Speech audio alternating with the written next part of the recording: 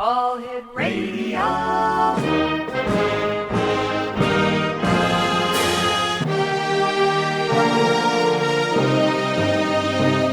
Welcome to the X Zone, a place where fact is fiction and fiction is reality. Now, here's your host, Rob McConnell.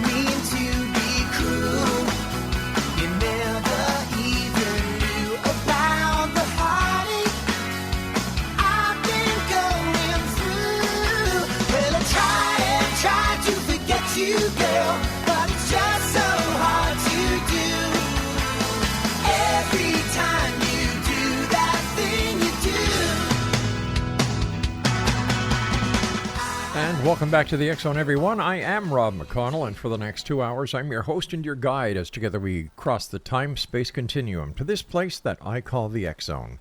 It's a place where people dare to believe and dare to be heard. It's a place where fact is fiction and fiction is reality. And the X Zone comes to you Monday through Friday from 10 p.m. Eastern until midnight, right here from our studios in St. Catharines, Ontario, Canada, on the X Zone Broadcast Network and your hometown radio, Classic 1220, streaming around the world on classic1220.ca. If you'd like to send me an email, the email address is xzone@classic1220.ca.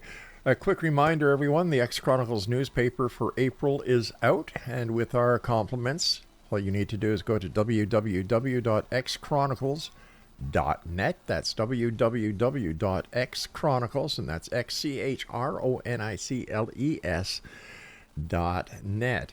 And for all the programming that we do on the X Zone Broadcast Network, once again, everything is with our compliments and the compliments of our advertisers, www.xzbn.net. Exonation, my first guest tonight is Lori McDonald, and she is the founder and owner of Alien UFO Art. The website is alienUFOart.com.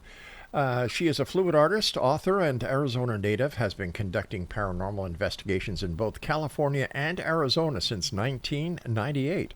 Her investigations have been featured on Channel 15 in Arizona on 3 separate occasions. She's been a guest on KDKB radio twice. Her Whaley House ghost photography was televised on Fact or Faked. She has had many paranormal experiences as a child while visiting her grandparents who lived in a haunted house in California. Joining me now is Lori McDonald. And Lori, welcome back to the X Zone. How are things in Arizona? They are wonderful, and thank you for having me on X Zone. Well, Lori, it's great having you with us, and please give my very best to Bill, who I understand is sitting right beside you. I'm here, and it's a pleasure, Rob.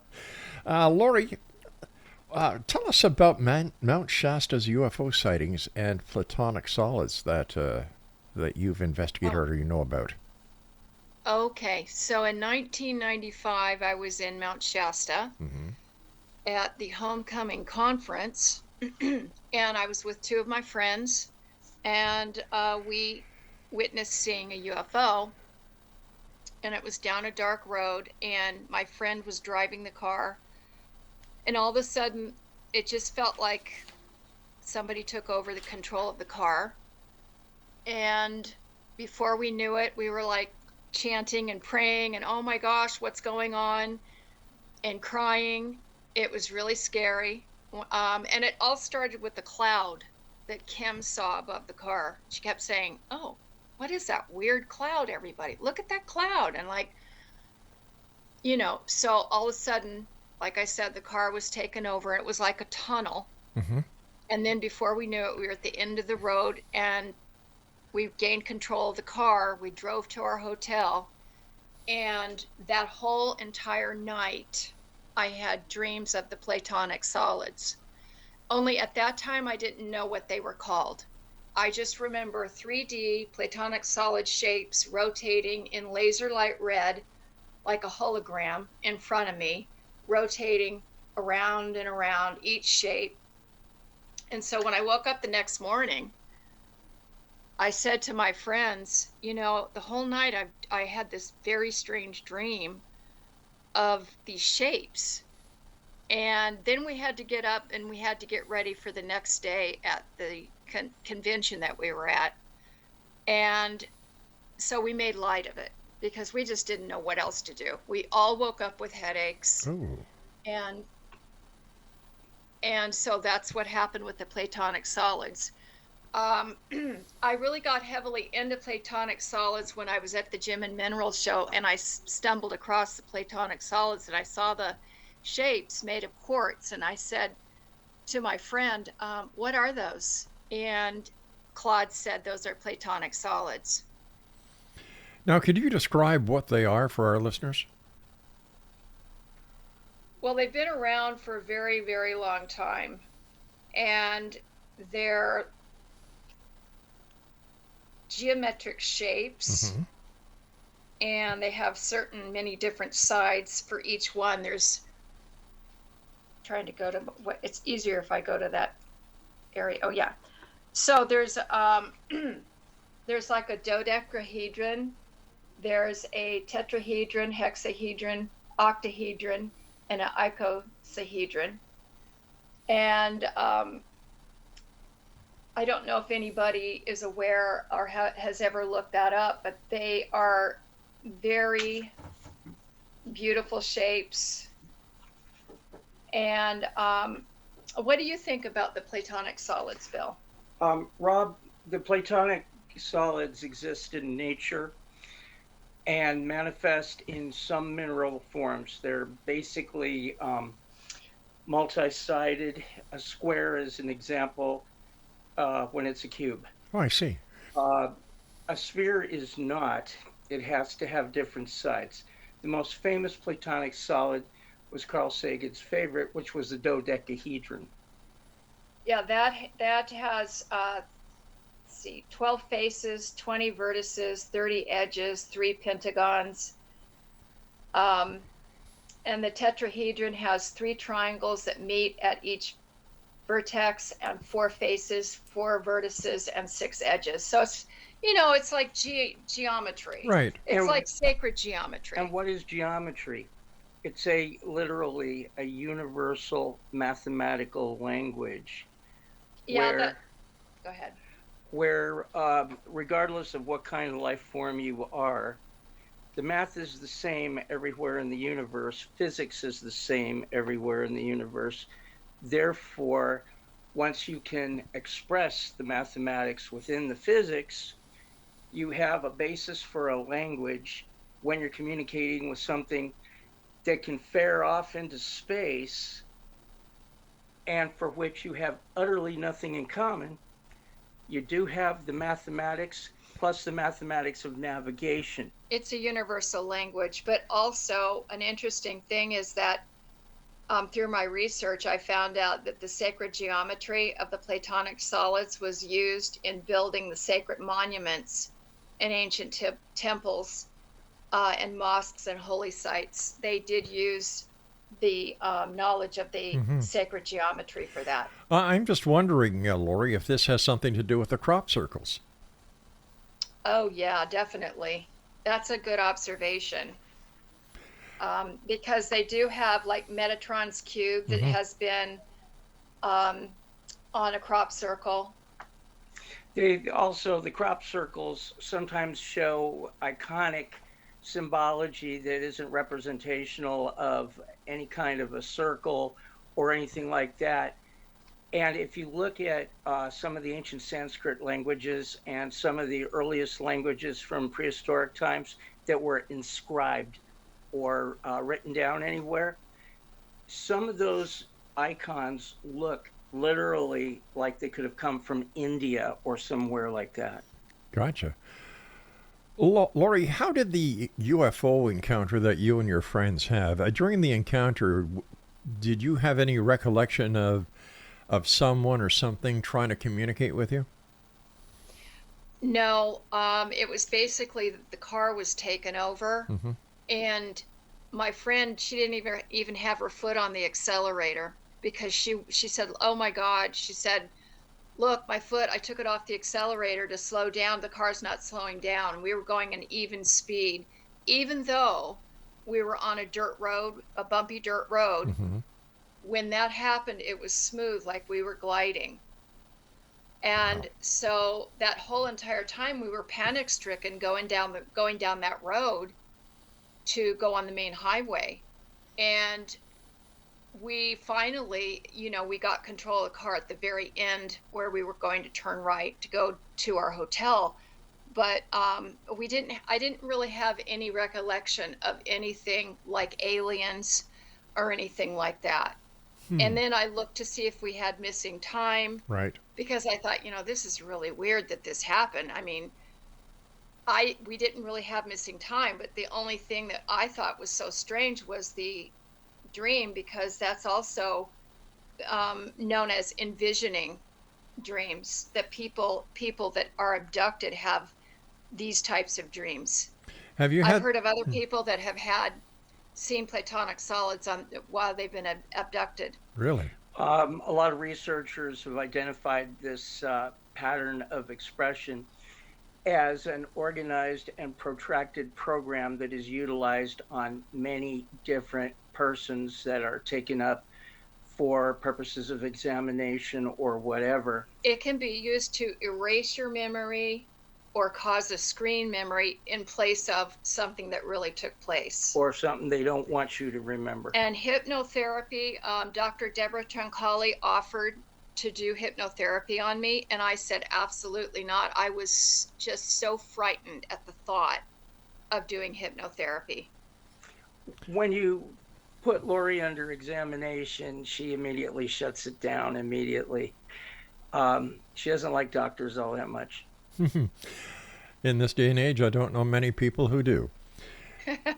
Bill and Lori McDonald are our special guests this hour, and the website is alienUFOart.com. We've got to take our first break, so please stand by. Exonation, this is the Exxon. I'm Rob McConnell, coming to you from our broadcast center and studios in St. Catharines, Ontario, Canada.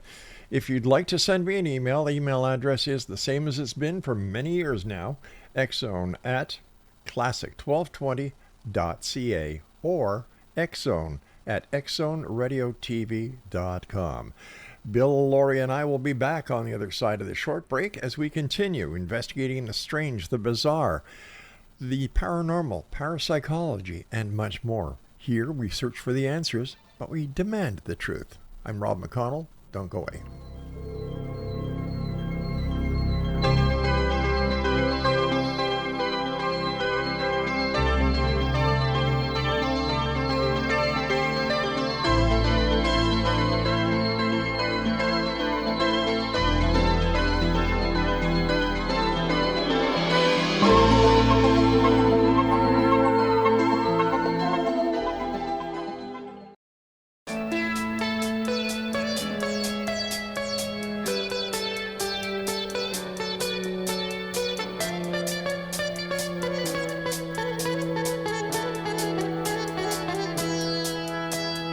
I can't stop this feeling deep inside of me. Girl, you just don't realize what you do to me. When you hold me in your arms so tight, you let me know everything's alright. I'm hooked on a feeling.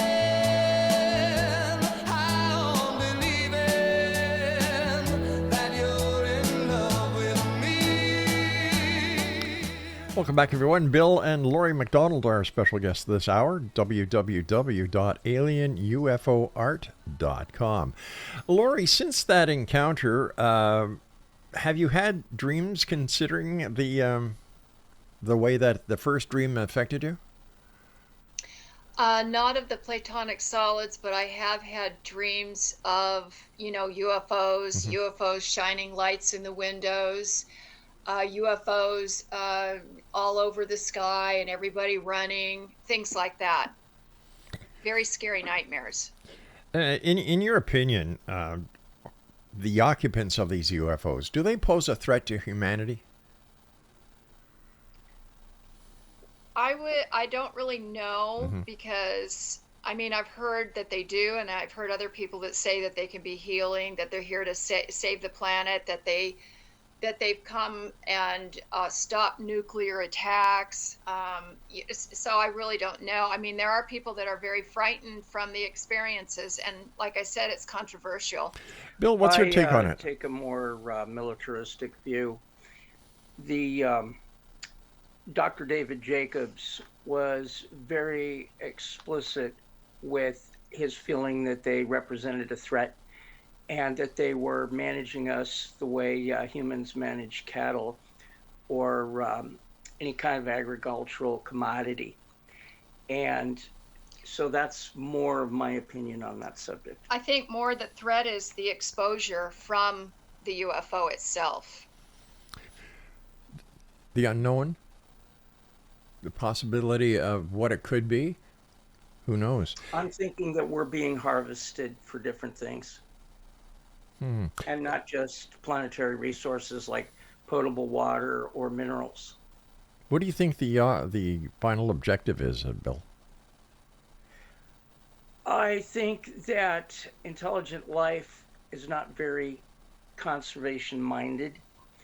I think that through most of the history of intelligent life, worlds have been harvested. They have been stripped of their resources, and then the harvesters move on. That's chilling. That's a horrifying thought. It's what we do to the chimpanzees in their environments throughout Africa. That is so true. Something you sent us, Lori, it says Chilling ET Experiencer Research Group Invitation. Tell me about that. Okay, so many years later, I was contacted, well, Bill and I were contacted by a scientist, and Bill was telling me how they wanted my sample because they'd heard of my UFO event. Right. And they were interested in studying me, studying my DNA, my blood, doing an MRI scan, et cetera, et cetera. And I thought, oh, come on, Bill, you've been watching too much sci-fi. I said, if this is true, I want to talk to this person. You have this person call me. And he did. So the scientist did actually call, and we had an email exchange. And an explicit email exchange.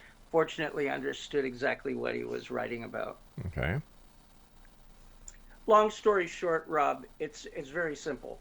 People claim that they're abductees. Whether it's posthumous or whether they're still alive, it's possible to verify their stories through a medical means. There's two major ways that they need to do in order to put that data together. Very fast, they sequence your DNA, and if they find specific patterns in the uncoded sequences of your DNA, then what they're seeing is gene markers that only occur in people who have experienced that lab rat experience. At the same time, they put your head through an MRI because the brain bodies are exposed to non-ionizing radiation omnidirectionally. When you're passing through the spinning electromagnetic fields that somehow divorce the vehicle from gravity, similar to the Biefeld-Brown effect, can actually limitate things. Unfortunately, that effect involves particles and air mass. We're talking something more along the lines of microwaves. What that the scientist told me specifically, because I'm not a doctor, I'm quoting. Right. The DNA test was for abduction-related biological information and markers consistent with others who were abductees. There were medical statistics that showed a high, in some cases 100%, of abductees involved in near-field UFO incidents that had epigenetic damage and stress hormone-related DNA. And that's why he wanted for me to participate. But for me personally, I chose not to. But that's not to say, it's anybody's their own individual choice. And I'm all for whatever anybody decides that they want to do. But for me personally, I didn't want to be subjected to that. And I felt that I didn't have any control over whatever was done with my bodily fluids, DNA, brain scans, who was going to look at it, what they were going to do with it. So I chose not to. I mean, it in a way, it offended me. Epigenetics is a collection of sciences and disciplines that relate to the complex molecules that surround each 3.2 billion base pair sequence of DNA inside of every single chromosome in our bodies, in each cell of our bodies. Gene markers come from the intrusion of those proteins into the actual DNA sequencing, marking it at specific locations unique for that stressor event. Also, I was also told by the scientists that, quote unquote, the reason why that they wanted the MRI was because the trauma of the UFO exposure caused superficial burns in the lobes on and within the layers of the human brain, and that they could see this. And the pattern is specific because it must be from passing through an omnidirectional source. It was from the UFO propulsion exposure is what I was told. It created a pattern of inflammation. If I point an airplane radar at you, you're going to get nailed with microwave radiation, but it's coming from one direction. Right. For it to be anomalous in origin, it has to be coming from every direction at once. So you get like this sunburn on the various bodies of the brain, your amygdala, your hypothalamus, your thalamus, all of these interior bodies of the brain get a very light sunburn effect. Now, was this scientist, was he a private individual or was he part of the government? Both. Oh, you should have seen his 16-page resume. He was affiliated with so many governmental agencies. It was scary. You already know who he is. He's part of the research group that was part of the Skinwalker Ridge examinations back when Bob Bigelow was owning the ranch. Oh, really? Yeah. It's Kit Green. So whatever happened with Skinwalker Ranch? We don't hear about it anymore. That's not true. It's on TV, and Travis Taylor is running complex investigations that are showing directed electromagnetic expressions that are beyond anybody in this world's ability to control. Directed and also geomagnetic Earth anomalies that were causing field anomalies. They were able to measure them. Are you familiar with the physics of portals? No. Portals is basically when you get an offset dimension to briefly intersect with our four-dimensional length, width, height, and time dimension of reality, which is where you and I are sitting right now. And that creates an opening, a brief opening that things can pass through, or that energy can be conveyed through, or transmissions. And apparently some of these portals get created by nature, and some of them have to be created by technology using power sources like nuclear fusion, if it were to be stabilized. We don't have stabilized nuclear fusion as far as the public is concerned anywhere on Earth.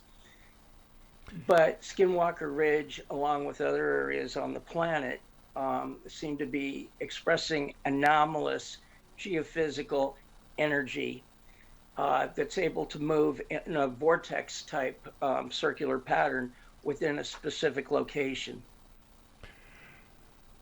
So, Bill, what do you think is happening at Skinwalker Ranch? Because I just like to say something that it used to be we were able to watch it up here, but we don't anymore. It's not available to us up here in Canada. The show's coming back. There was something called a writer's strike, and for business reasons, it was put off. A new season starts in 4 weeks. Oh, super. I'll have to get my guy to find it and download it for me. So Yeah, they've already advertised it. So Bill, is this a place, Skinwalker Ranch, a place of alien going on, or is it, in your opinion, nature? Or is it both? Well, it could be both because it's been going on for far longer than the whites, including the Spanish conquistadors or even the Templars, have been in the area. I do know that they have had cattle mutilations on that land. They tested Lori, and she hit a Grand Slam home run with an episode of remote viewing back in 1999. And that was NIDS that did that with Lori. When did you develop your ability to do remote viewing, Lori? It's just psychic. They call it remote viewing. She was born with it. But developing, I've always been like this. I'm very intuitive. And what they did is, it was Eric Eric Davis. Eric called and he said, and Hal put off and all those guys. I want you to do this test. And I'm like, he says, I'll send you a piece of paper with coordinates in the mail. And I got that. And I said, but... All right, guys, we've got to take our break. We'll be right back as the X Zone continues with yours truly, Rob McConnell, from our broadcast center and studios in St. Catharines, Ontario, Canada. Whatever you do, don't go away.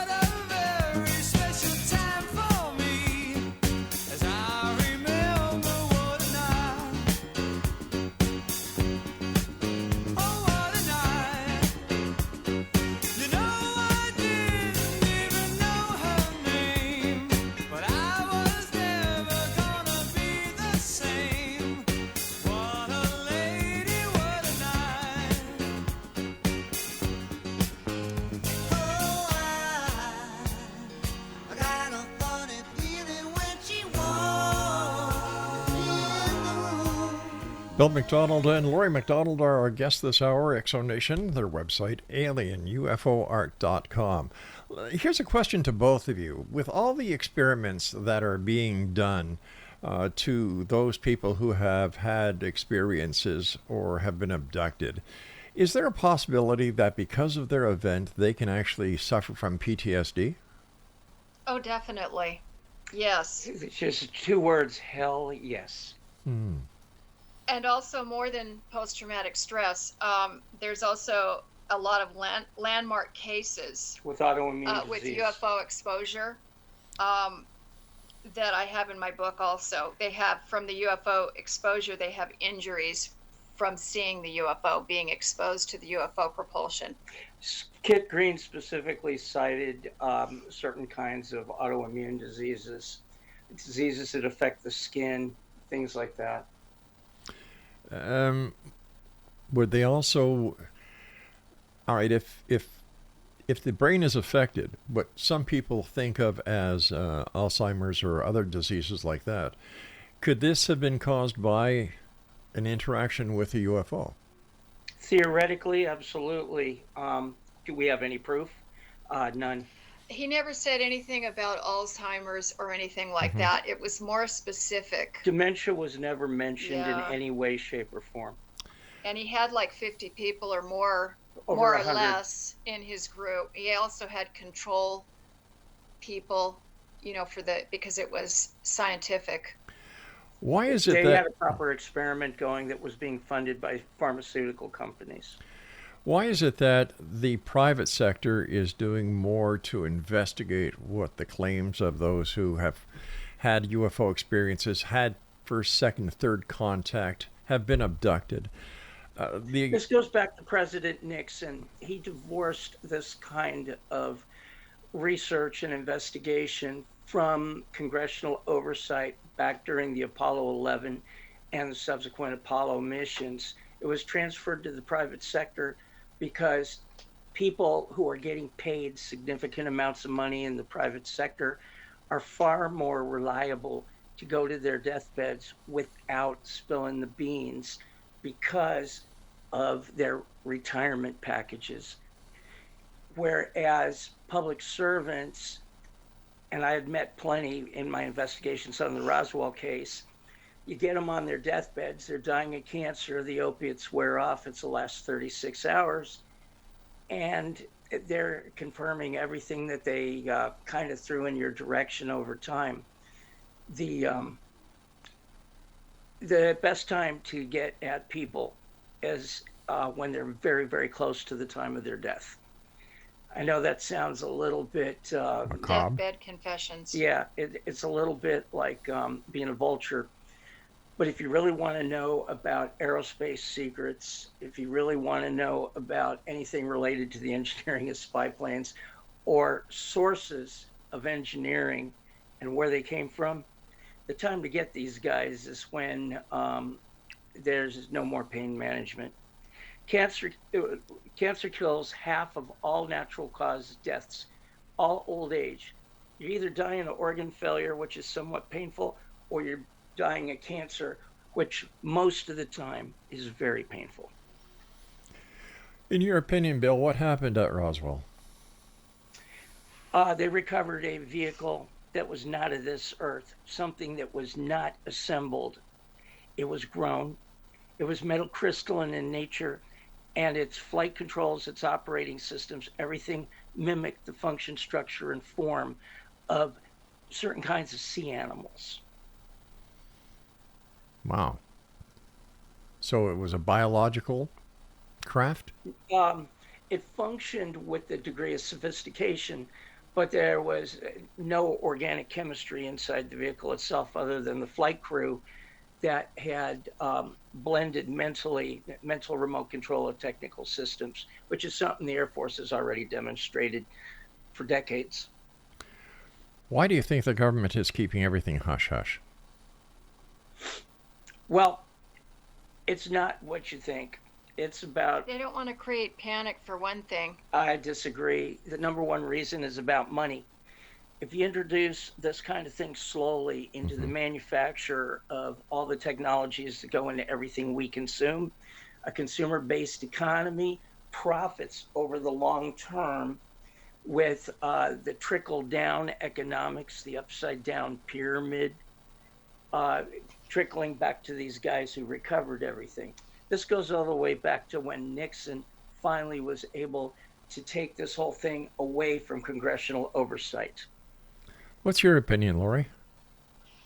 My opinion is that there are certain circumstances where people are exposed to the UFO injuries. They have physical injuries, and who's to say where these UFOs are? They ours?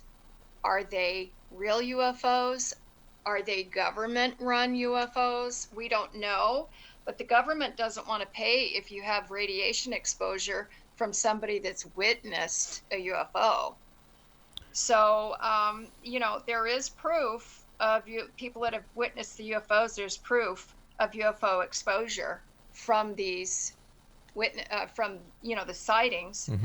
And there are cases where, let's see, it was the Cash Landrum incident. Again, radiation exposure. Now, to me, that sounds like it was from our government or a government. Right.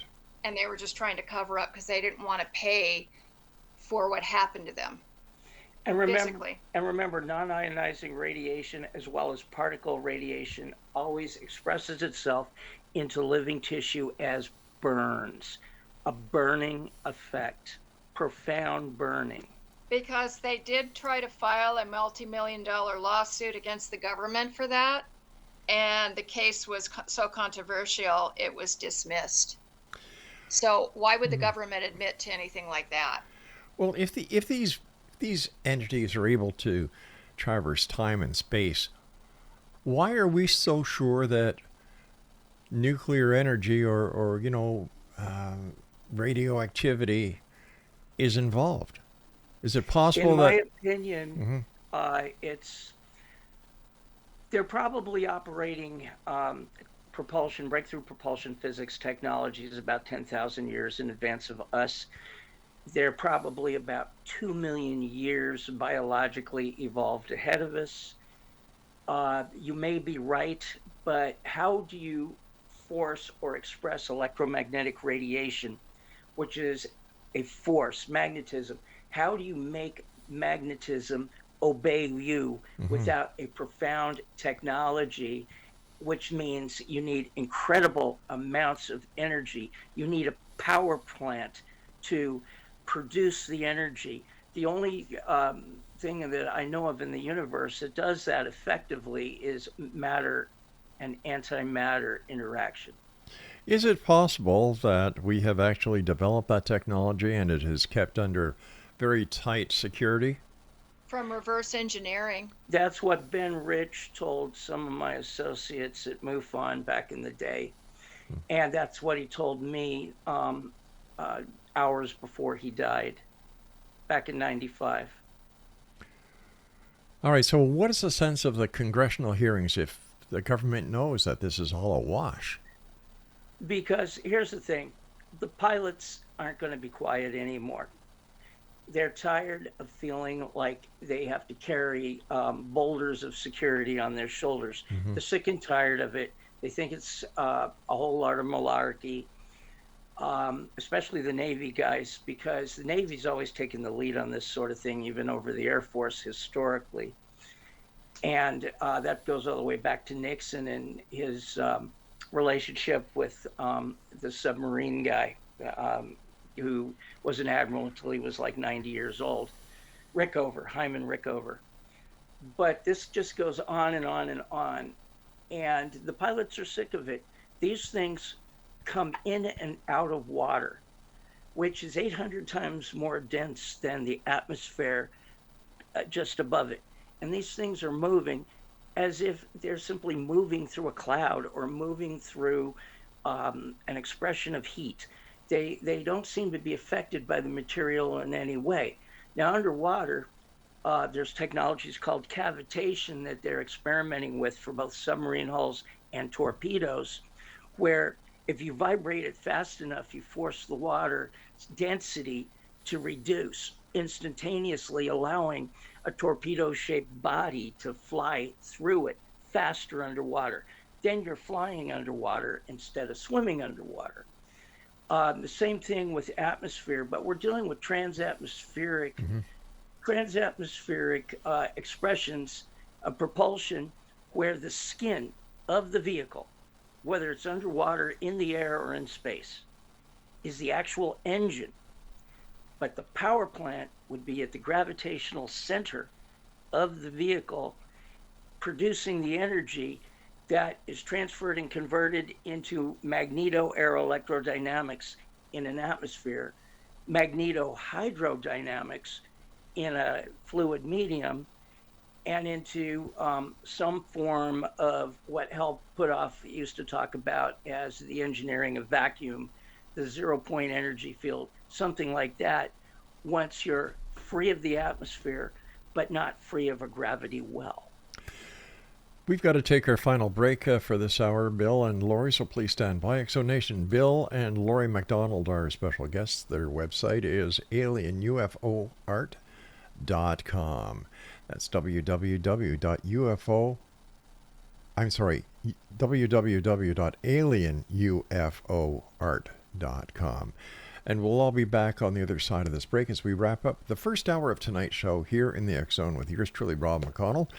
And we're coming to you from our broadcast center and studios in St. Catharines, Ontario, Canada. If you'd like to send me an email, xzone@classic1220.ca, or you can visit all the programming that is produced and broadcast and syndicated, distributed by the X Zone Broadcast Network at www.xzbn.net. Don't go away. We'll be right back on the other side of this break because you're listening to us right here on your hometown radio, Classic 1220, and streamed at classic1220.ca. Oh, what a night. Late December back in '63. What a very special time for me. As I remember, what a night. Oh, what a night. You know, I didn't even know her name.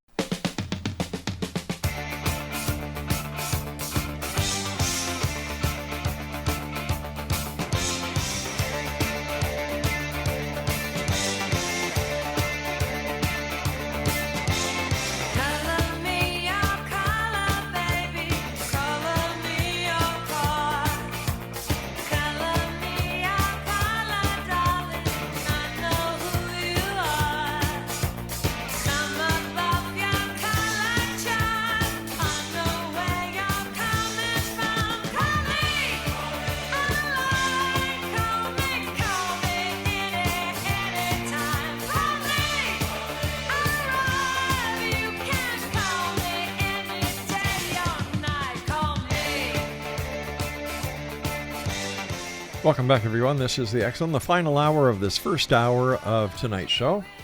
That's because we come to you Monday through Friday from 10 p.m. Eastern until midnight from our studios and broadcast center in St. Catharines, Ontario, Canada on the X Zone Broadcast Network. And you're listening to us right here on your hometown radio, Classic 1220, and streaming around the world on classic1220.ca. Bill McDonald and Lori McDonald are special guests this hour. Their website, alienUFOart.com. First of all, guys, thanks very much for coming on the show. It's been great having you back after all these years. And Bill, you wanted to give us a kind of list. Okay, first of all, my wife has done some very, very detailed research into this area because she has the time because she works from home. Right. And the Defense Intelligence Agency of the United States is the military version of the Central Intelligence Agency. And all of the agencies have, to greater and lesser degrees, picked up a number of medical consequences to being in the immediate vicinity of a vehicle that's hovering or landing. This is in chapter 2 of my book. Okay. Now, the DIA actually documented within its reports, it's called exposure to a near field event, referring to those spinning electromagnetic fields that cook you with non-ionizing radiation. Now, immediately afterwards, the vast majority of persons exposed experienced nosebleeds, ringing in the ears, mental problems leading to a loss of appetite that led to weight loss, other causes for weight loss, an expansion of extrasensory perception abilities that was shocking and disturbing to a lot of these people. Implants, especially the kind that were researched by Dr. John Lear, who was a dear friend until he passed away some years ago, were recovered. The loss of the ability to taste, kind of like COVID. Hearing damage on par with what happens to guys like me when you're around F-18s too much. Itching, profound itching of the skin, gynecological problems, breathing problems, including something that looks like chronic reactive airway disease that a lot of people get from different jobs throughout their lives. But the weird thing is, it doesn't involve dust. It doesn't involve chemicals. It doesn't involve particulates in the atmosphere. It involves radiation where it's pure energy radiation, radiation that includes microwaves at one end of the spectrum, radio waves at that same end. And then you have X-rays at the high end and even gamma radiation exposure. So this is where that brain body sunburn comes in, because it functions like X-rays in the way in which it goes through your skin and gets you. Like what happens when these really cruel children put hamsters and mice in microwaves back in the 70s. It does it to you like that, but they whisk you through it fast enough to where you don't suffer the same effects to the same degree. But the consequences remain in the human body, on the human body, in the form of burns and lesions that were caused by expressed heat. Does that make sense? Well, I'm just going to ask you, with all the cell phone towers that are around, microwave towers that are around, people who keep putting their cell phones to their ears instead of using the hands-free, could this also be part of the problem? Absolutely. I don't know, because what was explained to me was that they had specific gene markers for this. I see. And I don't think it was the same for being exposed to cell phones. But remember, gene markers are caused by profound psychological disturbances, such as war, such as stranger rape, even more so if it's a known family member rape.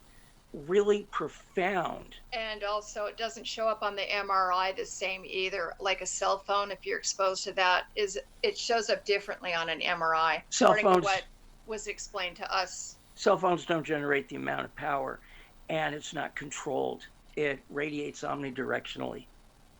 So, and it's low energy because it's low power, comparatively speaking. If I were to illuminate you with a radar dish from an F-18 after I jacked it up by its wings and took the weight off the wheels, your burns inside and out would be far more profound, even though at varying distances, the effect eases off. It's called wave propagation. But we can talk about that in the future. Sure, I'd The main really thing I like want that. people to know is that my wife did an extraordinary amount of research on and putting together a book that anybody can read from the age of 7 all the way up to the age of 107. It's thoroughly enjoyable. It's super long. And once you're reading my wife's book, you'll also notice it's heavily illustrated. That was my contribution to the book after she took some of her computer programs and actually improved a bunch of my drawings.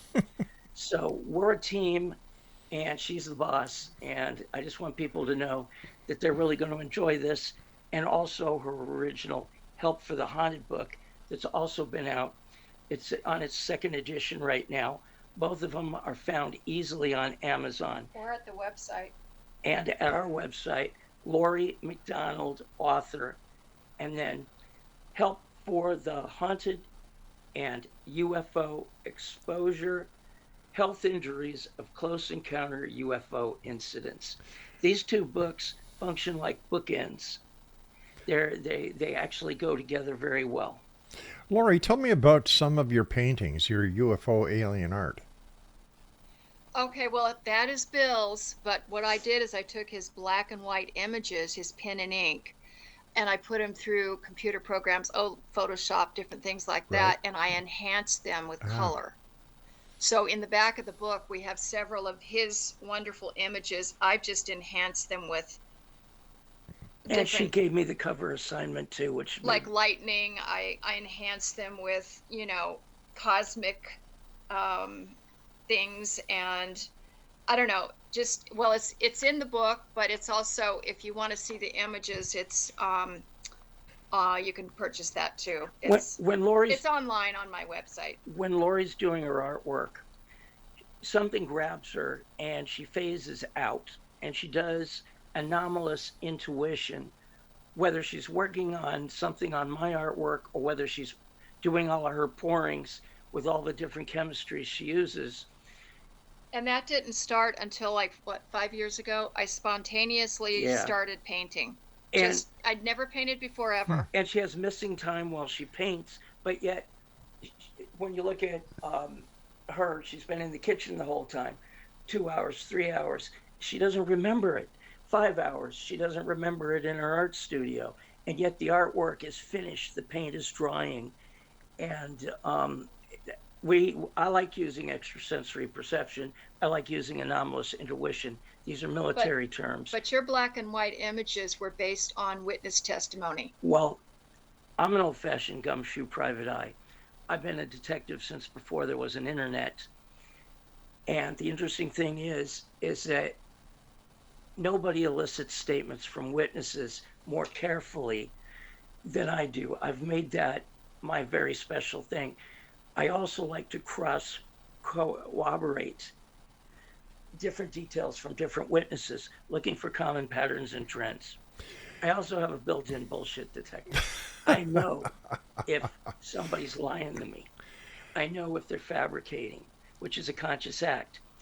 But do not confuse confabulation with lying. Confabulation is a subconscious effect that works in the human brain, where the human brain fills in gaps in its memory because it needs to, psychologically, because of trauma that it does not yet understand. Is that part of the pareidolia? Yes, definitely. You cannot, Where you see faces in the clouds. Right. absolutely, you cannot call a confabulating person a liar. They really believe it. If I, as a detective, am talking to you Mm-hmm. and you believe every word of what you're saying, and 15 other witnesses say you're completely out of your mind, that doesn't make you a liar. Because if I put you on a lie detector machine, guess what? Oh, pass. You still pass. Yeah. So never confuse lying with confabulation. That's a huge no-no. In your opinion, out of all the UFO reports that come into the different agencies and the different organizations, what percentage would you say are real UFO sightings or abductions or contacts? No lying is involved in probably 12%, and less than 6% are reliably anomalous. In other words, 94% can be written off as something where we understand what it is, what the cause is, what the effect is, what the the phenomena is. Something like weather, something like man-made, something that could be pyrokinetic. Right. Well, guys, I hate to do this, but the time has come when you and I must say so long. As always, great talking to the both of you. Lori, congratulations on all you do. And Bill, keep up the great work. And quickly give our listeners your websites once more. It's www.alienufoart, ALIENUFOART.com, one word. We also own .org and .net.